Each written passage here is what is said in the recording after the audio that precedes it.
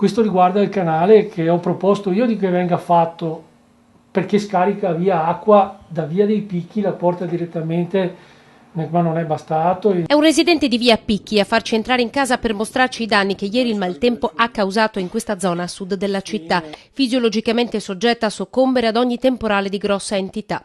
Viene a Scimbena via dei Picchi, l'anello che unisce i due sottopassi da Borgomestre attraverso via Ghirada fino a Paolo Sarpi, dove il cavalcavia ieri è stato chiuso. Ci sono infiltrazioni di acqua, spesso si vede che l'acqua che cola perché è stato impermeabilizzato male probabilmente. È successo altre volte però, insomma, con tutta quella pioggia là. All'origine dei danni ci sarebbe lo scarico del FUIN, ci racconta il nostro residente, e nonostante dal 2003 ad oggi siano stati fatti degli interventi, il canale che passa sotto il cimitero non ha sfoghi all'altezza del terraglio e a valle. Cioè, i proprietari che confinano con gli scarichi, con i corsi d'acqua pubblici dovrebbero mantenere delle zone di rispetto, cosa che non è assolutamente fatta. Roberto ha anche raccolto un centinaio di firme per una petizione anni fa.